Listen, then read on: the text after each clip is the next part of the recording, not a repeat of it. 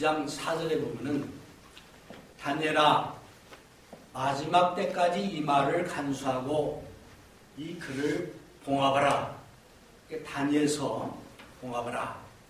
많은 사람이 빨리 왕래하며 지식이 더하리라. 나중에는 그 다니엘서의 이런 그 예언의 말씀이 어쩌면 오늘 이루어진 게 아닌가 이런 생각을 합니다. 다니엘 시대만 하더라도 교통이나 정보가 그렇게 빠르지 않았습니다. 오늘날 얼마나 빠릅니까?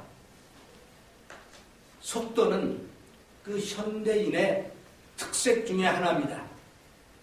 자동차도, 인터넷도, 비행기도 속도가 굉장히 중요합니다. 그래서 옛날에는 오래 걸리던 그런 많은 일들이 금년에는 지금은 그냥 순간순간 해결이 되고 전달이 됩니다. 불과 몇 년 전만 하더라도 우리가 와이어가 없이 전화기를 들여다보면서 얼굴로 얘기하는 것은 상상을 못했어요. 근데 지금은 그 즉시에 가능하잖아요. 미국에서 한국 또는 미국에서 저 유럽 어디든지 이게 가능한 이런 시대에 살고 있습니다. 정말 빠른 시대에 살고 있습니다. 근데 오늘 본문 말씀을 보면은 그 1절에 그 이스라엘 사람들이 요단강을 건너갔다는 소식을 그 여리고 사람들이 듣고 뭐라 그랬어요? 마음이 녹았고 정신이 혼미했다. 여호수아서 2장에 보니까 이제 요단강을 건너기 전에도 이미 이스라엘 사람들이 하나님이 함께 하셔가지고 이제 홍해를 건넜고 또 그 아모리 족속 그 요단 동편에 있는 그 족속들을 전멸시켰다는 소식을 듣고 마음이 높고 간담이 정말 높고 정신이 혼미했다라고 라합이 얘기합니다. 근데 그것에 하나 더 해가지고 요단강을 이제 건넜다는 그 소식을 들었으니 얼마나 사람들이 두려움에 떨었겠습니까? 그렇다면 상대방이 그렇게 두려움에 떨고 있을 그때에 즉시 속도전으로 여리고를 쳐들어갔으면 금방 되지 않았을까? 그게 우리 생각이잖아요. 우리가 이 운동을 해봐도요. 탁구를 쳐도 상대방이 그 약점을 잡잖아요. 어떤 서브로 넣으면 저 사람 빤다 하면 집중적으로 하면 다 못 받아요. 금방 쳐버려요. 그런 것처럼 상대방이 간담이 서늘하고 두려움에 불불 떠는 그 시기에 빨리 진군해서 빨리 점령을 했으면 하는 것이 인간 본연의 생각입니다. 아마 어쩌면 여호수아나 이스라엘 백성들도 똑같이 생각했을 거예요. 사기가 충천합니다. 하나님이 우리를 이렇게 보호하시고 하나님이 우리로 하여금 요단강을 건너게 하셨는데 뭐가 두를 거냐. 아마 그런 마음이 들었으리라고 믿습니다. 반면에 그 5장 1절에 보니까 요단 서편에 아모리 사람의 모든 왕과 가나안 사람의 모든 왕이 이 소식을 듣고 마음이 높고 또 정신을 잃었더라. 서로 비교되는 거잖아요. 그런데 하나님의 계획은 좀 달라요. 그래서 여리고 성을 쳐들어가기 전에 먼저 하나님이 이스라엘 백성들로 하여금 준비시킨 일이 있어요. 그러니까 하나님이 이스라엘 백성을 준비시킨 일 3가지만 걸어서 오늘 말씀을 나눠볼까 합니다. 첫 번째 2절에서 7절에 보니까 하나님께서 하나님과의 언약인 할례를 받게 하셨다. 그랬습니다. 이 할례가 언제부터 시작이 됐냐면 창세기 17장 1절 이하에 보니까 하나님께서 이제 아브라함에게 약속을 하십니다. 앞으로 너와 내 후손이 영원히 이 가나안 땅을 너의 기업으로 삼게 만들겠다. 약속을 하셨어요. 그 증표로 모든 남자는, 유대인 남자는 할례를 받아야 한다. 라고 하나님이 그 증표로 주신 것이 할례입니다. 그래서 유대인 남자 아이는 태어난 지 8일 되면은 다 할례를 받습니다. 그 할례를 받는 의미는 뭐냐? 우리는 또는 나는 하나님께 속해 있고 모든 것을 하나님께 맡기고 하나님의 뜻대로 사는 그런 구별된 사람이다 하는 의미예요. 그러니까 하나님이 명령하신 하나님의 증표입니다. 그래서 할례를 받은 사람은 하나님의 백성이고 하나님께 속한 사람이다. 그런 거예요. 그런데 이스라엘 사람들이 에집트에서 나와서 에집트에 있을 때는 할례를 했어요. 나와서 40년 동안은 이 할례를 안 한 거예요. 거기서 난 그 이스라엘 남자 아이들은 아직 할례를 받지 않은 거예요. 하나님 편에서 볼 때는 하나님과의 약속인, 언약의 약속인 그 증표 할례를 받지 않았기 때문에 이 사람들이 하나님의 약속된 땅, 가나안 땅에 들어갈 수가 없는 거예요. 그래서 하나님 먼저 이스라엘 백성들에게 그 할례를 받도록 명하십니다. 그래서 그 할례 법에 대한 그 내용을 창세기 레위기서나 이런 데 보면은 자세히 나옵니다. 거기 보면은 그 외국 사람은 안 돼요.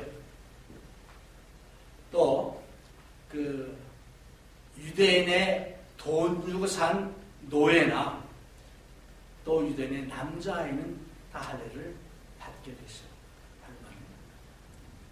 그래서 이 할례가 하나님 주신 증표인데 지금 이스라엘 백성들이 이제 요단강을 건너서 여리고를 들어가기 직전에 하나님께서 일단 스탑 하신 거예요. 이스라엘 사람들은 마음이 급하고 빨리 가고 싶은데 하나님이 중단시킨 거예요. 어쩌면 하나님을 섬기는 우리들도 때로는 어떤 일을 위해서 우리가 먼저 계획을 세우고 우리 뜻대로 하기보다는 먼저 하나님과 우리 사이의 그 언약을 다시 한번 생각하고 다시 한번 확인하고 다시 한번 하나님 앞에 약속하는 그런 것들이 있어야 되지 않을까 그런 생각을 해봅니다.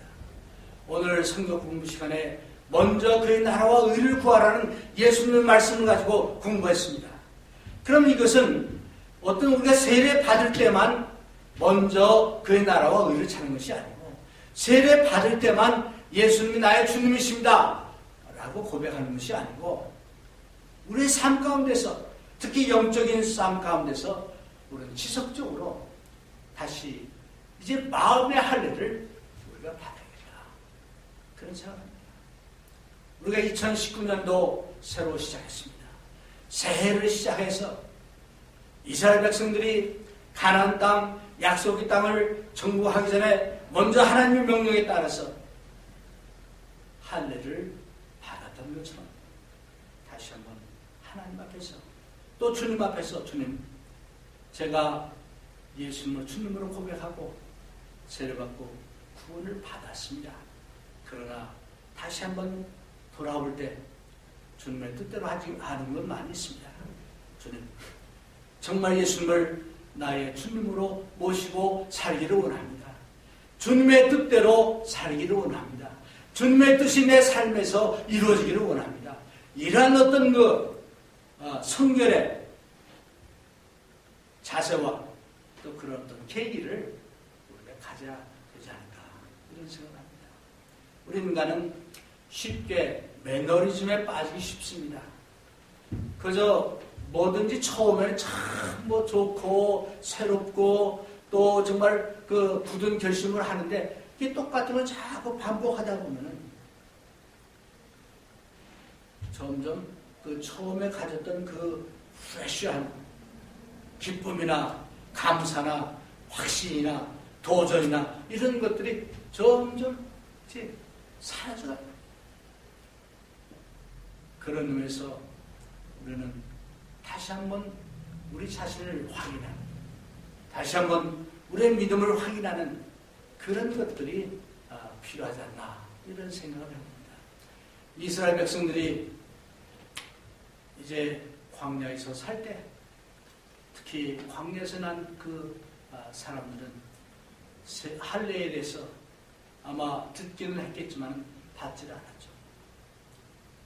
하나님께서 그 사람들을 일깨워서 할례를 받아야 한다 라고 여기서 말씀을 하고 있습니다.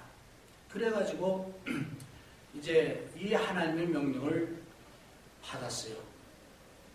그러니까 두 번째로 행한 게 뭐냐, 이 사람들이 할례를 행했더라.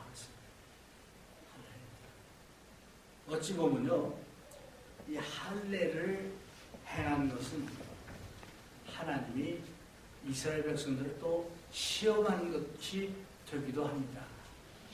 왜 그러냐? 지금 이스라엘 백성들이 요단강 서편으로 이미 와 있어요. 그럼 그 지역은 그 길갈에서 여리고 성까지는 아주 근접한 길이에요. 굉장히 가까운 거리입니다. 거기 들어와 있는 거예요. 그런데 그렇다면 전열을 정비하고 이제 싸울 준비를 하고 뭐 이래도 괜찮을 텐데 하나님께서 그 싸워야 될 군사들에게 다 20대 뭐 젊은 애들에게 할례를 받게 하신 거예요. 명령하신 거예요. 그 창세기에 보니까 야곱의 딸이 겁탈을 당한 일 있죠. 겁탈은 아니고 하여튼 그랬죠. 그랬을 때 그 야곱의 아들들이 그 사람들을 속이고 어떻게 했어요?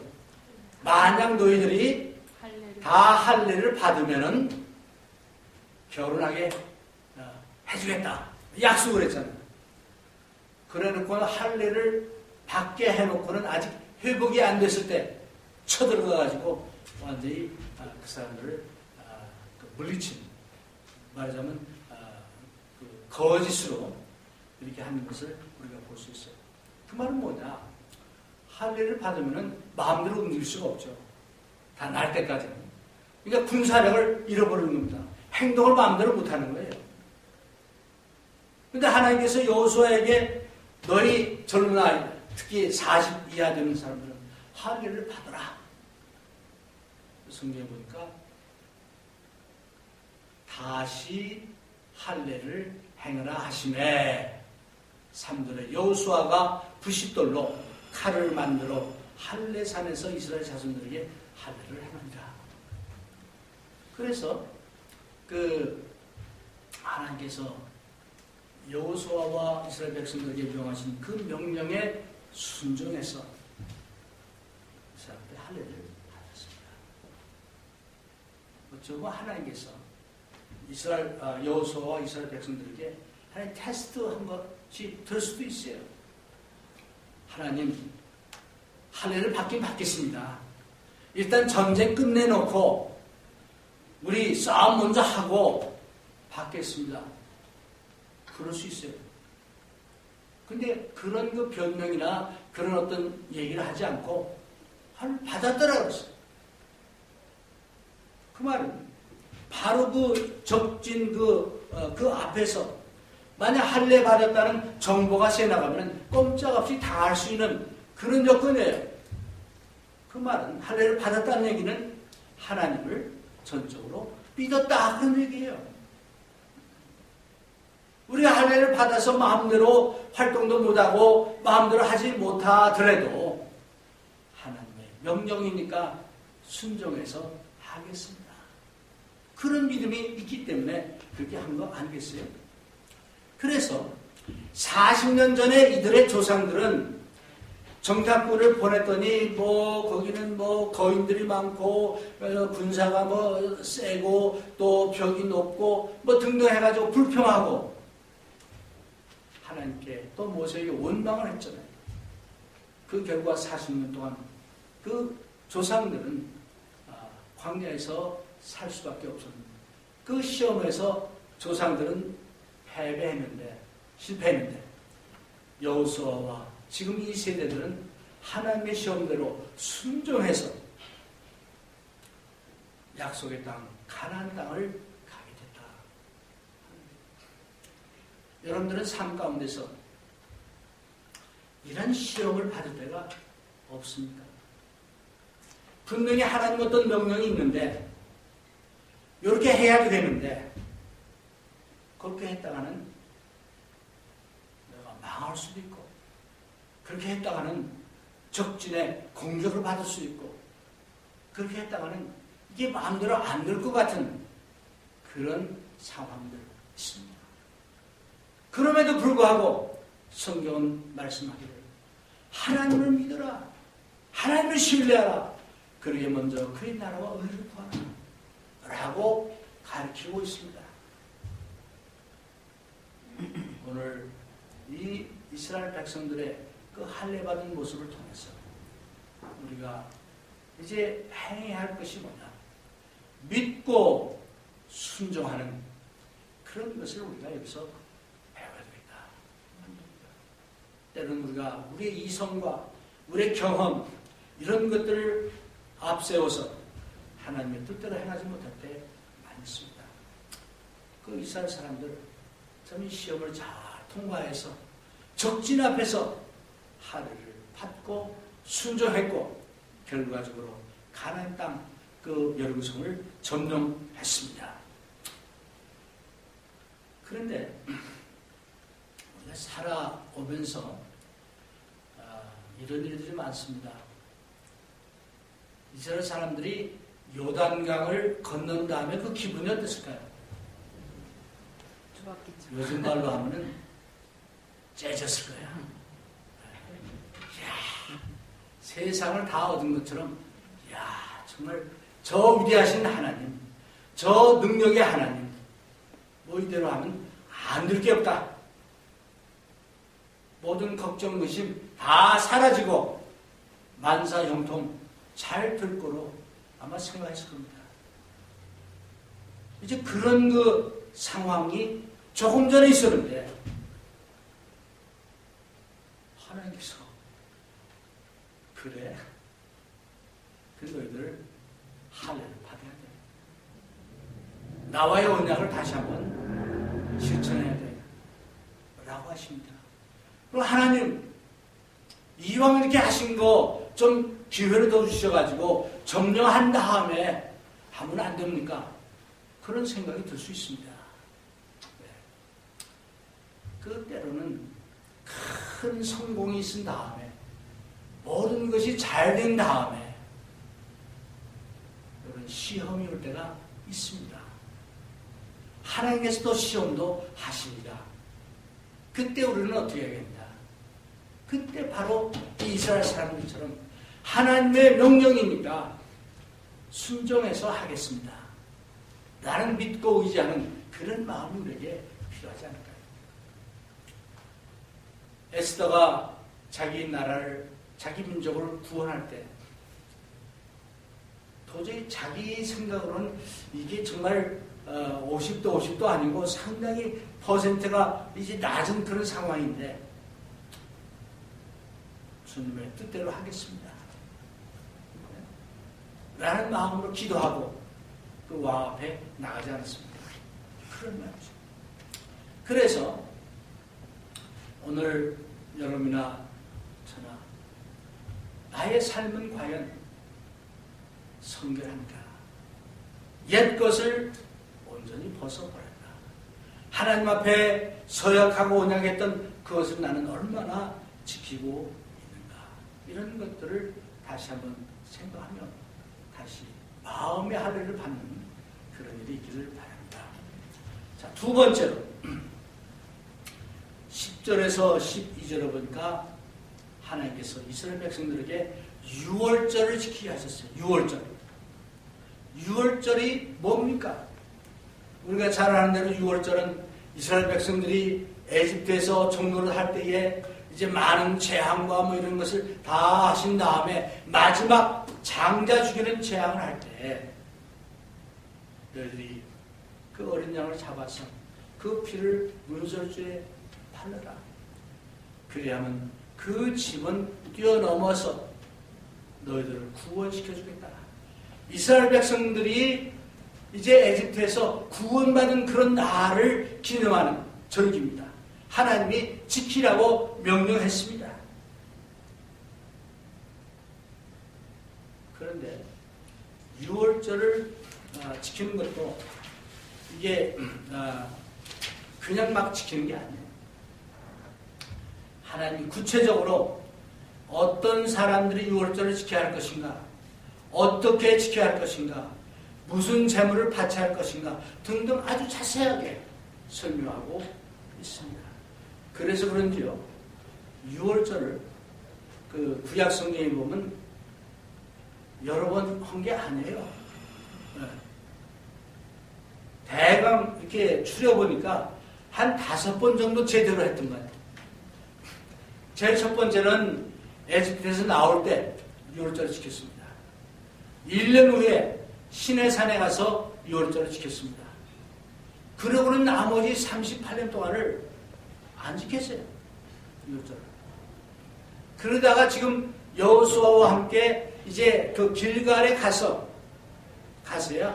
6월절을 다시 지키도록 하나님이 명합니다. 이제 그 6월절을 지키려면 농사도 져야 되고 양도 바쳐야 되고 곡식도 바쳐야 되고 등등 하는데 안 되잖아요. 광야 생활에서 또 할례도 받아야 하는데, 그래서 6월절이 지켜지지 않다가 세 번째로 여기서 지키게 하나님께서 명령한 것이 나옵니다.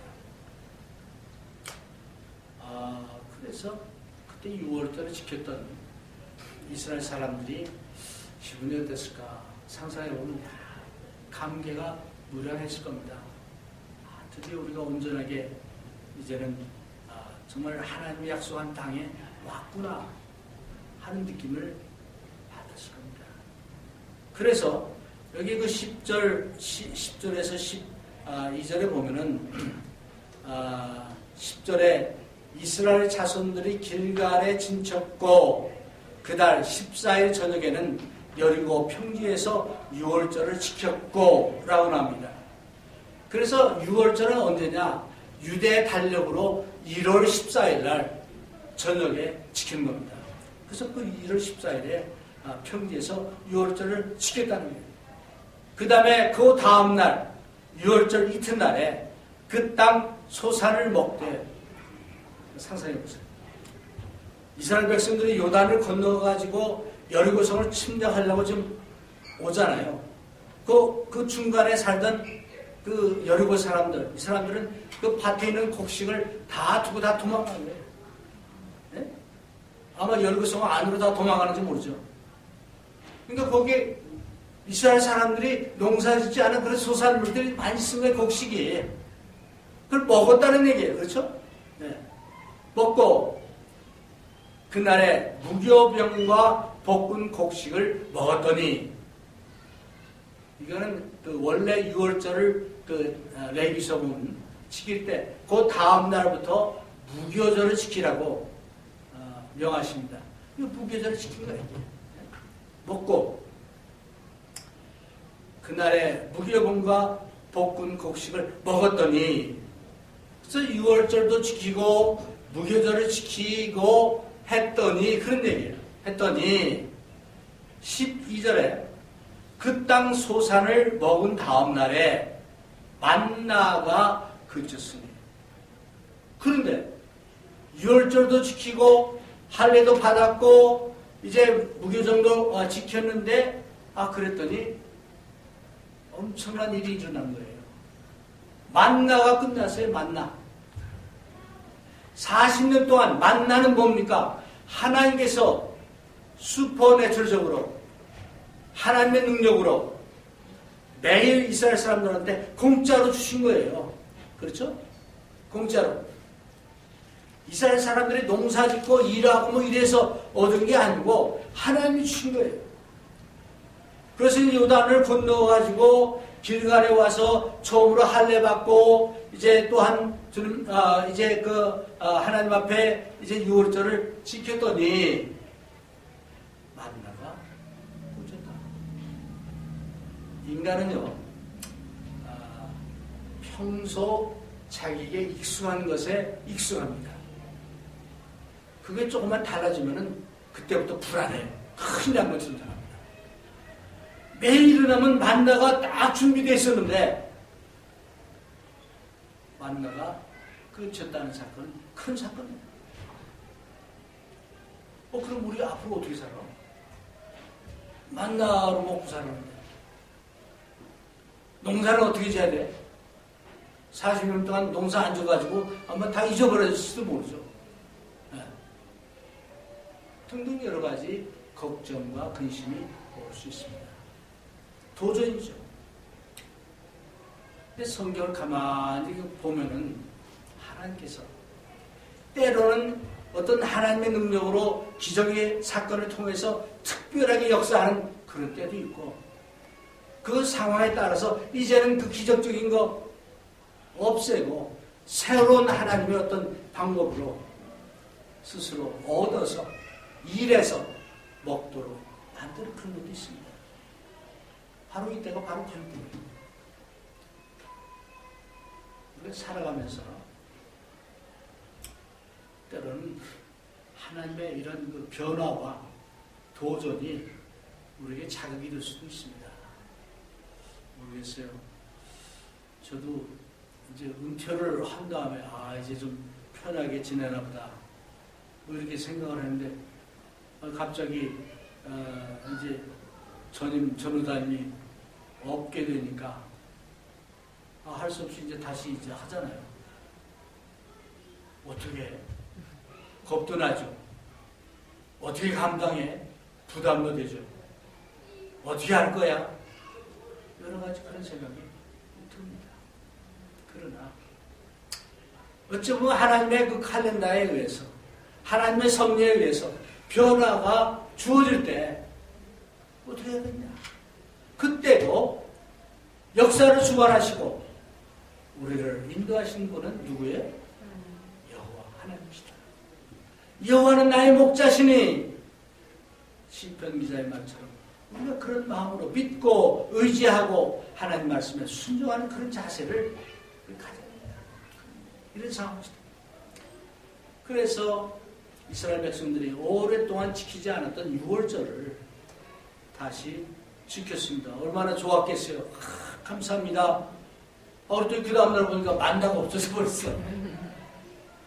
새로운 도전이에요. 새로운 도전이지만 그때나 광야에 있을 때나 또 가나안 땅에 와서 만나가 없어졌을 때나 하나님은 같으신 분이고 하나님 우리를 사랑하시고 우리의 필요한 것을 아시고 우리에게 모든 것을 제공해 주신 그런 하나님이신 것을 우리가 믿읍시다. 그 믿음이 있을 때 하나님 착하고 충성을 좋아하라. 내가 너에게 이 약속의 땅 가나안 땅을 주겠다 약속하신 거예요. 그래서 두 번째로 이제 하나님께서 이스라엘 백성들에게 하게 하신 것은 유월절을 지키게 하신 겁니다. 세 번째로는 13절에서 15절에 나와 있는데 여기 13절을 보니까 여호수아가 여리고에 가까웠을 때에 딱 한 구절도 아니고 반 구절에 여호수아가 여리고에 가까웠을 때에 그럼 여호수아가 여리고에 왜 갔을까? 문맥상으로 보면은 여호수아가 전 백성을 데리고 간 게 아니고 아마 혼자서 또는 몇 명을 데리고 그 여리고 가까이 가서 나름대로 저 큰 성, 저 강한 성을 어떻게 점령할까? 아마 그런 그 생각을 하고 작전을 짜는 아마 그러기 위해서 가는지 모르겠습니다. 우리 성경에 보면은 하나님이 해주시기 때문에 가만히 입만 벌리고 가만히 있으면 하나님도 할 수 있는 거예요. 우리가 해야 할 일은 우리가 해야 합니다. 그렇죠? 우리를 전적으로 의지하고 하는 것은 아니지만은 하나님께서 우리에게 주신 그 지식과 이 경험을 통해서 우리 할 일을 우리가 해야 하는 거잖아요. 그 여호수아가 그런 참 군인으로서 모세의 그 시종자로서 그런 일을 많이 해왔잖아요. 자, 이 엄청난 이 책임을 나에게 맡겨주시는데 어떻게 할까? 아마 궁리를 하고 뭐 이렇게 했겠죠. 근데 여기 문맥에 보니까 눈을 들어본 즉, 아마 생각을 했던 것 같죠. 들어본 즉 앞에 어떤 사람이 딱 서 있는데 칼을 들고 서 있는 거예요. 뭐 키가 얼마나 크고 뭐 이런 얘기는 없어. 그래서 칼을 든 사람은 전쟁한다는 그런 얘기 안 해. 그랬더니 그 여호수아의 반응이 좀 재밌습니다. 그러니까 여호수아가 묻기를 너는 우리를 위하느냐 우리의 대적을 위하느냐. 쉽게 말하면 Whose side you are on? 너는 누구 편이냐? 물은 거예요. 겁나가지고 도망간 게 아니고 당신은 누구 편이요? 하고 물었어요. 그랬더니 그 다음에 대답이 그가 하루되 아니라. 아니란 이게 무슨 대답이야? 누구 편이냐 물으니까 아니라 그랬어요. 이 말은 나는 누구 편도 아니고 그런 소리예요. 아니고 나는 여호와의 군대 장관이다. 군대 장관으로서 이곳에 왔다. 그 말은 하나님께서 여기 함께 하신다. 그런 얘기잖아요. 그 말을 듣자마자 여호수아가 땅에 엎적 들어서 예배하고 묻습니다. 나의 주여 종에게 무슨 말씀을 하려 하시나이까. 그러니까 무슨 말씀이든 무슨 명령이든 나한테 내리십시오. 그런 얘기예요. 완전히 그 상대방에게 이제 부복하고 그의 뜻대로 따르겠다는 그런 표현입니다. 지금까지는 여호수아가 여러 가지 국리를 많이 했을 겁니다. 자, 여리고를 점령하기 위해서는 뭐 이런 무기도 써야 되겠고 이런 전술도 써야 되겠고 뭐 등등 여러 가지 생각하고 있는데 눈을 들어보니까 칼 든 사람입니다. 누구 편이냐 물었더니 여호와의 군대잖아요. 그러니까 높죠. 지금까지 그 모든 생각 다 접어버리고 무슨 일을 했냐. 무조건 당신의 뜻대로 따르겠습니다. 명령만 내리십시오. 그런 얘기입니다. 그러니까 군대 장관이 여호수아에게 이르되 내 발에서 신을 벗으라. 내가 선 곳은 거룩한 자라. 그러니까 다른 말 안 했어요. 뭐 무슨 작전을 어떻게 쓰고 뭐 이거 아니에요. 내가 선 곳은 거룩한 곳이니 내 신발을 벗으라. 이 말씀은 출애굽기에 이제 그 타는 그 버린 부시 그때 모세가 어떤 그 타는 불꽃을 보고 가까이 갔더니 내 신발을 벗으라. 아주 비슷한 상황이죠. 아마 어쩌면 여호수아도 그 모세가 겪었던 그것을 생각할지 모르겠죠. 하나님이 여기 계시구나. 하나님이 나와 함께 하시구나. 그런 생각을 들었을 겁니다. 지금 여호수아가 서 있는 자리는 진짜는 어떤 자리냐. 그 가나안 족속들이 여리고 족속들이 차지하고 있는 그런 땅이에요. 그렇죠? 근데 거기가 거룩한 곳이라는 게 무슨 의미냐? 근데 신발을 벗으라는 건 뭐냐? 그거는 하나님이 함께 하시는 그 자리는 거룩한 자리예요. 그렇죠? 그래서 하나님이 지금 너와 함께 하신다 그런 얘기입니다. 여러분이나 저나 이제 하나님이 우리와 함께 하시기 때문에 우리가 살고 있는 이 땅은 세상은 악하고 잘못되고 그렇게 했지만 우리가 사는 그곳이 하나님을 섬기고 사는 그 일이 또 사는 그곳이 거룩한 땅이죠. 그래서 신을 벗었더라 그랬습니다. 그 말씀대로 순종했다. 고린도전서 10장 31절에 보면 이런 말이 있습니다. 그런즉 너희가 먹든지 마시든지 무엇을 하든지 다 하나님의 영광을 위하여라. 우리는 하나님의 백성입니다. 우리의 힘으로 우리의 능력으로 영적 전쟁을 하는 것이 절대 아닙니다. 우리에게 필요한 것은 하나님이 함께 하신다는 그 믿음, 그렇게 하나님 말씀대로 순종하는 그런 순종함, 이런 것이 우리에게 필요합니다. 이 말씀을 하면은 너무 고지식하고 답답하다 얘기합니다. 아니에요. 성경은 옛날이나 지금이나 우리에게 요구하는 것은 뭐냐? 하나님의 말씀대로 순종하라. 하나님을 믿으라. 그런 얘기입니다. 이때를 시작으로 해서 여호수아가 가나안 땅을 정복할 때에 여호수아가 어떤 무기를 개발해가지고 뭡니까 그 성을 부수는 돌 하는 이거를 만든 것도 아니고 이제 성벽에 올라가는 이런 기구를 사용해서 하는 것도 아니고 여호수아는 하나님을 믿고 하나님의 시키신 대로 순종하는 그런 것을 통해서 예루살렘을 점령한 것을 우리는 잘 알고 있습니다. 여러분이나 저나 오늘 우리가 당면하고 있는 영적 전쟁에서 어떻게 이길 것인가 걱정 것이 많이 있습니다. 그때에 먼저 하나님 이런 문제가 있습니다. 어떻게 할까요? 하나님의 뜻은 무엇인가요? 그래서 하나님의 뜻을 먼저 구하고 이런 가운데서도 하나님의 뜻을 행하기로 작정하고 결심하고 그 말씀대로 순종하고 따라가는 그런 자세가 필요하지 않을까요? 우리 주변의 상황이 어렵다고 또 많은 사람들이 하나님을 알지 못한다고 우리는 쉽게 이제 포기하고 낙심합니다.